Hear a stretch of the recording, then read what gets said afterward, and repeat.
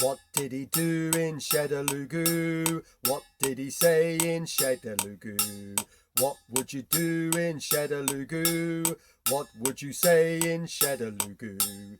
Broadcasting from a real shed in England. Right, we're inside the shed.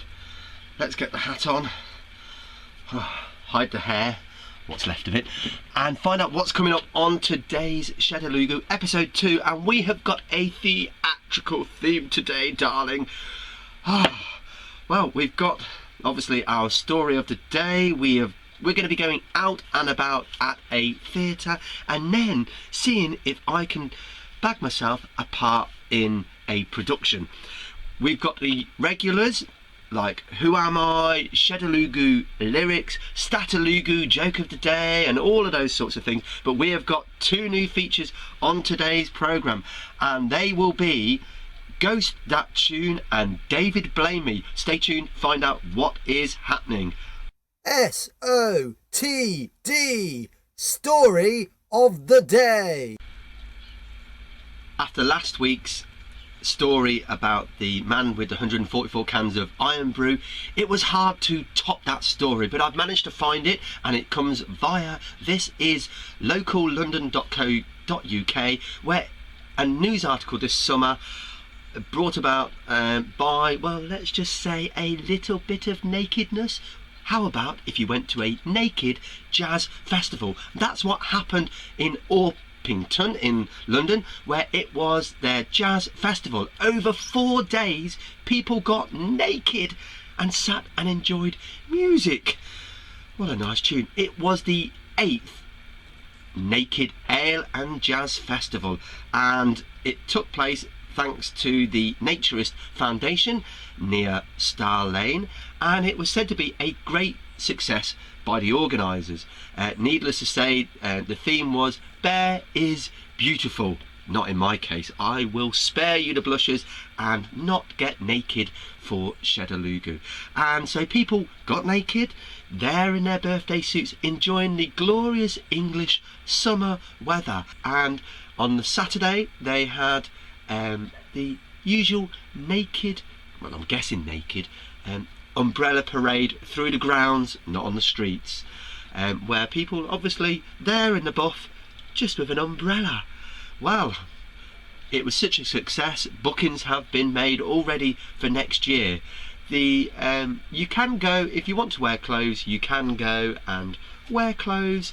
The only place where being naked is mandatory is in the pool, because they had a heated covered pool. So sounds like great fun. So if you've got nothing to do or you fancy coming to the UK, why not visit the Orpington Naked Ale and Jazz Festival that will be taking place in 2016. That is SOTD, our story of the day. They seek him here, they seek him there, they seek him high, they seek him low. Where's Golly? Well, as featured last week, some of you did spot where Golly was. If you said Golly was on the seat, then well done, you got a point for guessing he was on the seat. Also let us know at what minute in the video Golly appears. Now of course it's very hard to hide Golly, because if I hide him too far you can't see him, so I'll try and make it obvious. And the point is just to see if you're paying attention during the video. He could appear at any time, so keep your eyes open and spot where Golly is. Now moving on, we don't like to stay too long in the shed because it sends us a little bit crazy. So rather than going to a madhouse, I decided to get out and about. And as I mentioned at the start, this week we have a theatrical theme to the programme, which is less energetic than the Teletubbies last week, where I was doing all that dancing around. So I decided to get out and about and to visit a local theatre group. And here in Coventry we have the Wheat Shift Players, which is a cooperative and run by volunteers. So I wanted to go and see a production that they were putting on. Now obviously I couldn't film that production, but here is my footage from my night out at the Wheat Shift Players Theatre for It's Showtime.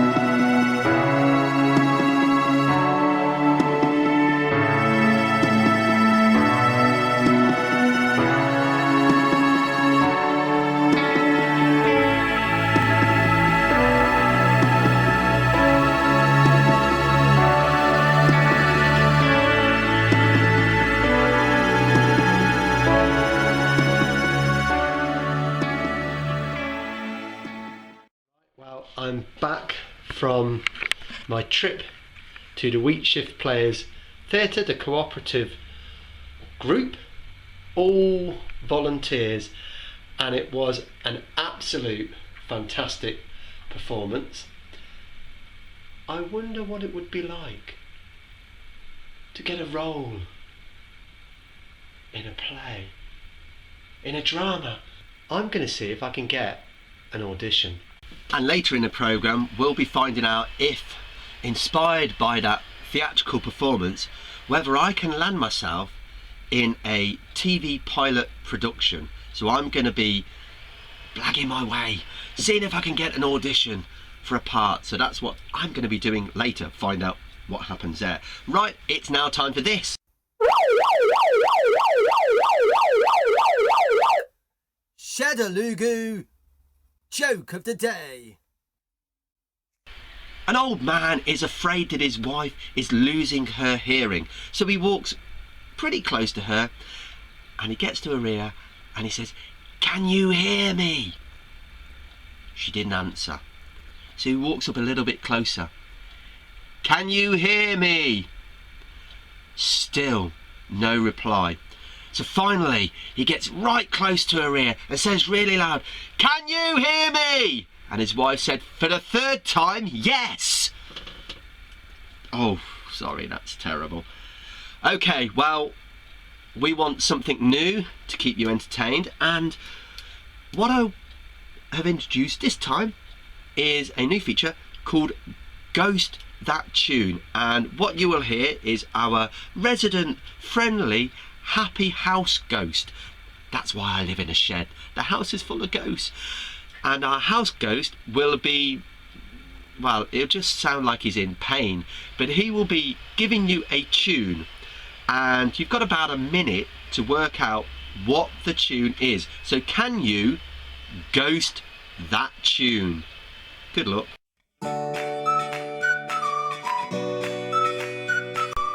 Meet the really happy ghost in Ghost That Tune.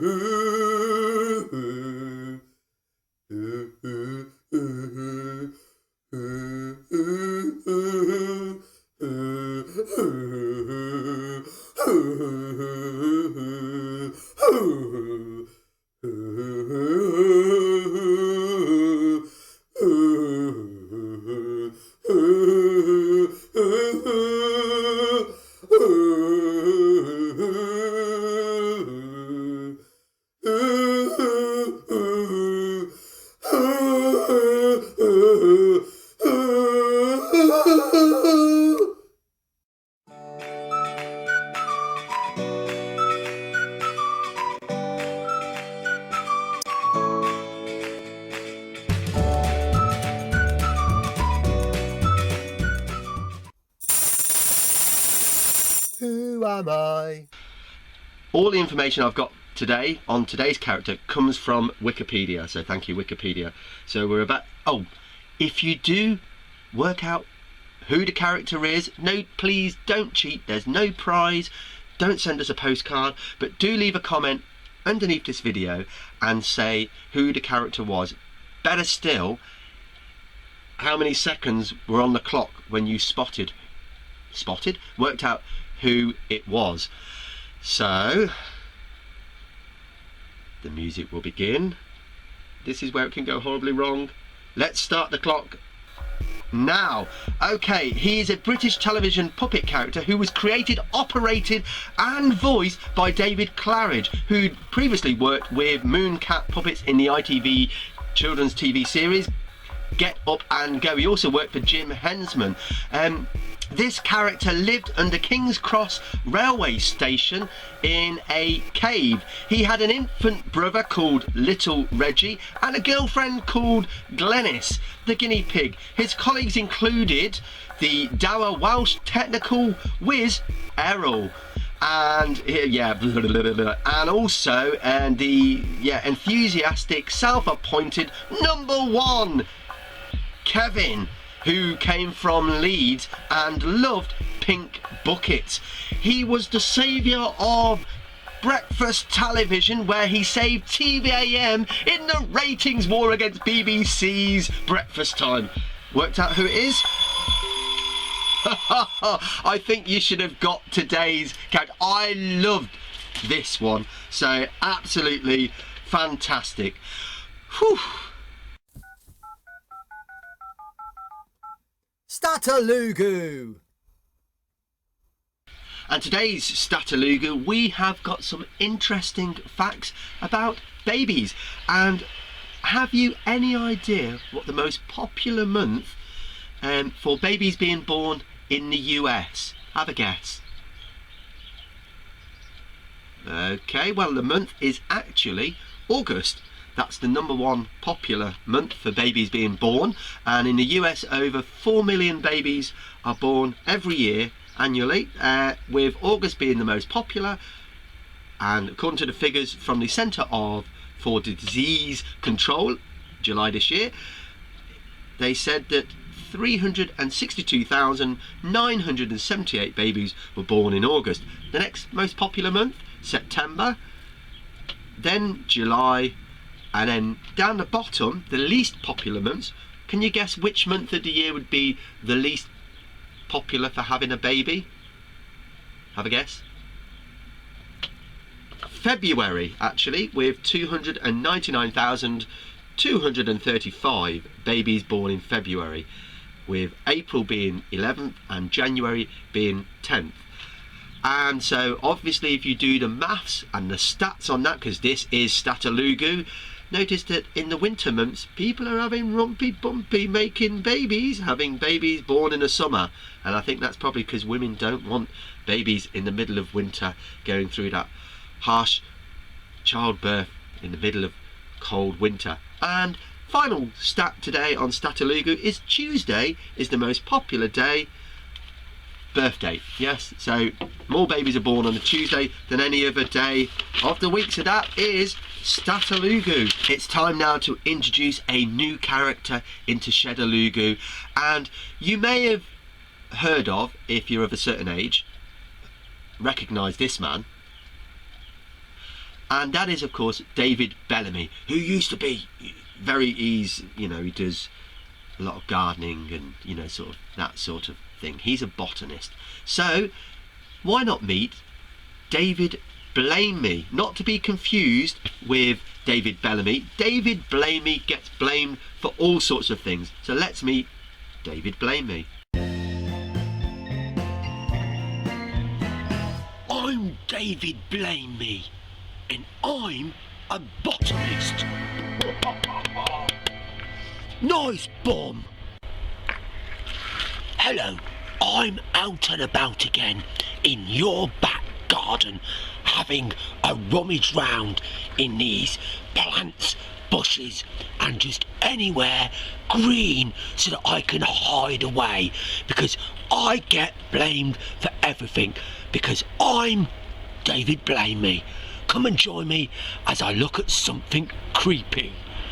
Can you see in the middle of your screen a little itsy witsy mitsy spider? Well, I've been encouraging people to take these spiders out of their natural habitat in the garden and putting them inside the house. It got me in a lot of trouble, it did, because now there's lots of spiders inside lots of corners of people's houses. But as you can see, this little fella, he's been working hard, making a web inside my garden. I don't know how I feel about that. But anyway, what I'm going to do is I'm going to take this little fella and put him inside an old lady's kitchen. Let's see if I get the blame for that. And you'll be seeing a lot more of David BlameMe during the course of Shedaloogoo. There's so many Loogoos. Right, well, earlier we went to the Wheat Shift Players It's Showtime production, and inspired by that, I thought I'd see if I could get myself a part in a production or perhaps TV. So let's see how I got on when I got called up for an audition for a TV pilot that's hopefully going to be made, and I was auditioning for the part of a 1,000-year-old troll. Here's what happened when I went to the audition. I've got myself an audition today, so I'm going to go and try now, read some lines, see how I do. I've never done this before. Child, you will work for me. Shine my gold, polish my silver, clean. Let me go. You are mine, my slave now clean. No! You dare argue with me? Yes. Let me go. You can't keep me here. I can do whatever I want. My grandfather will. Avid Bruland. He comes from a long line of incompetent men. He will find me and... And what? You won't hurt him. Stop yelling! Well, I'm not sure how that went. Hopefully it went okay. We'll have to wait and see if I get the part. Oh, good morning.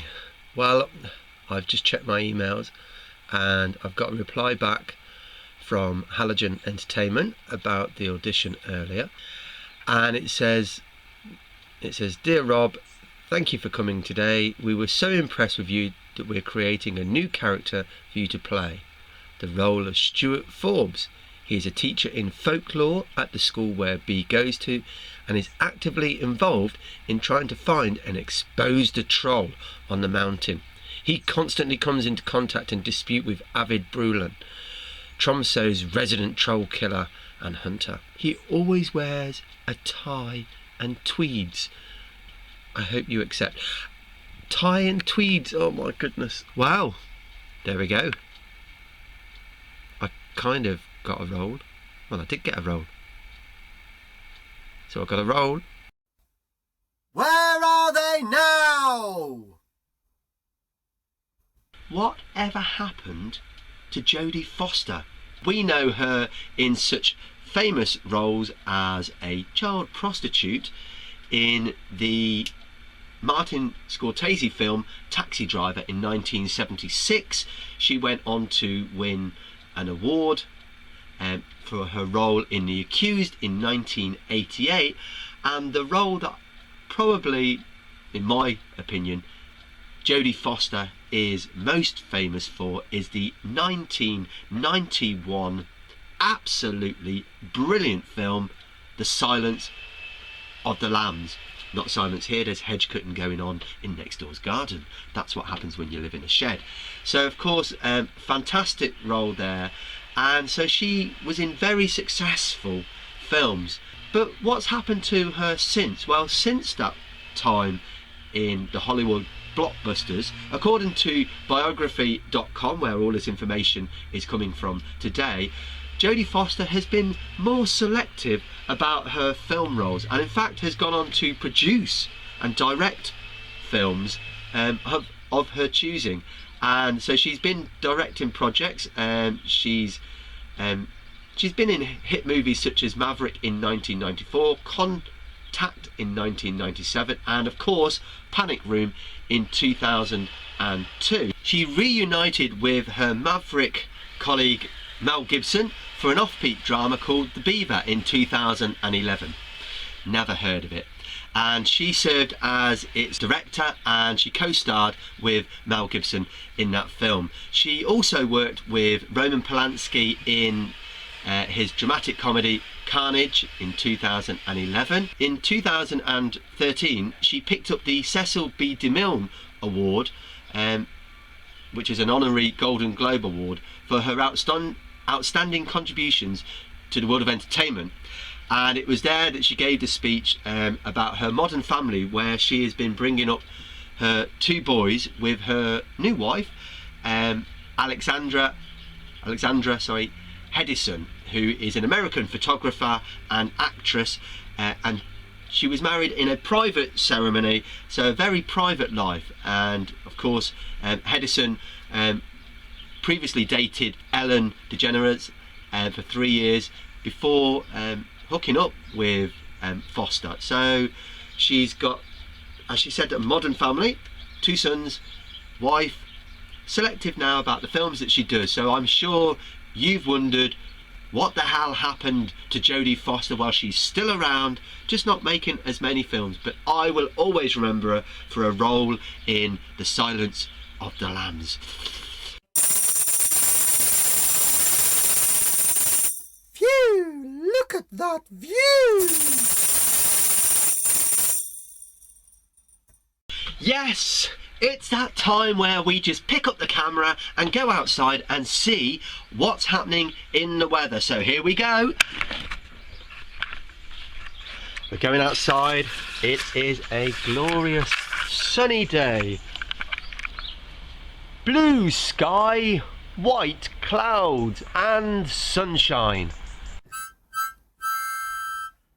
Shedaloogoo lyrics! Continuing our theme of drama and being very theatrical, Shedaloogoo lyrics today, which is quite a mouthful, and as you know I get it wrong all the time. I will act out some words for you, and let's see if you can guess which song I'm trying to dramatise for you. And if you do guess, just leave the name of the song, the name of the band or solo artist or whatever underneath this video.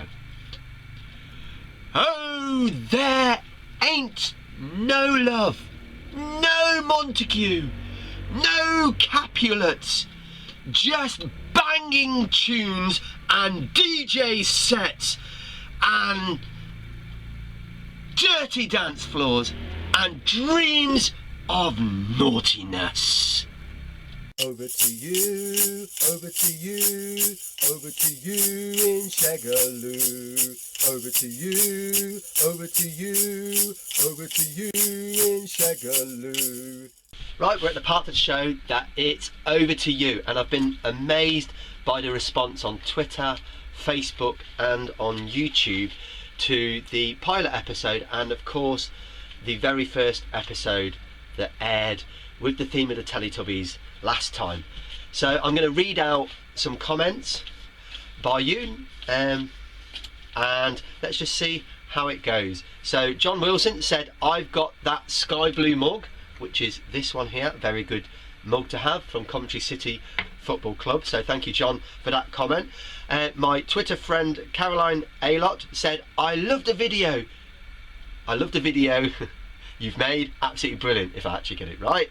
And she got a friend Pat Lawton to watch it, who loved it as well.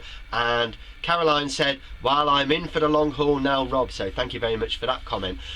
Another comment came on Twitter by Martin that said, watching Shedaloogoo, hashtag, yes, we spotted Golly, next week's episode, Act 1, Scene 1, Nutaloogo. And I said, quite a good idea, I'll have to copyright that. And Martin came back saying, it's not quite hippie enough, you should do it naked. Well, on these temperatures, probably not a good view for people to watch, and this is a family friendly programme.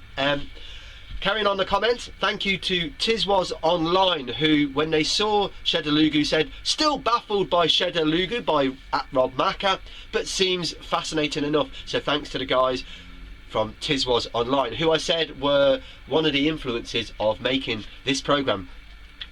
Thank you to Simon Bromley, who said, ha, craziness! He spotted on the Who Am I Daniel Radcliffe in 27 seconds and correctly guessed that Golly was on the chair in episode 1. Michelle Eaton, she said, "Ha ha, life is very dull with you around. God, you should be on the tally. Loving it." Thank you, Michelle Eaton. Richard Harrison, also known as Mr. Spoon, said, "Have you seen a doctor recently?" I should do, really. And then he also said, "I've got the blooming song in my head. What does he do in Shedaloogoo? What does he say in Shedaloogoo? Damn you!" Thank you, Richard. Emma Bailey, I love you. She said, "I'm loving the orderly fashion in which you keep your shed and your winter beard." Well, if I was to turn the camera that way, you'd see a pile of ironing, which, as I'm making this programme, means I cannot get it done. She said, "Loving your vids, still loving Tales from the Attic," which you may remember were made probably about 8 years ago. So I might get to feature Tales from the Attic. You can search it on YouTube later in one of the programmes. Lynn Rule said, "Just watched you. You made me smile. You're crazy. It must be the shed's influence." The sun's just gone in. Carol Chamberlain, all the way from Wales, said, "Well, I knew you was loopy, Rob." I can't even do a Welsh accent. "You just brightened up my day. Woohoo!" Amelia Roberts, yeah, damn you, Amelia. She said, "You shouldn't be jumping around at your age. You might break a hip." That's why I'm sat on the floor now. Thank you, Amelia. Gail Dalton from Ireland says, she also spotted, I've thrown a piece of paper now, I can't find out. She said she spotted Daniel Radcliffe at 27 seconds. That must have been a decisive moment, because I'm sure Simon found it at the same time as well.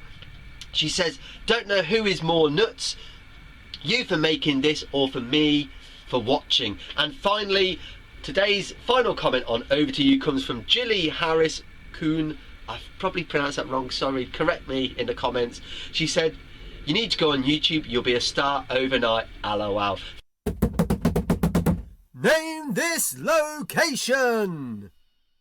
1 point if you can name the location, which country it's in, and give yourselves a pat on the back and a bonus point if you can name what the location is. So this famous landmark, brought to you via the Lonely Planet website.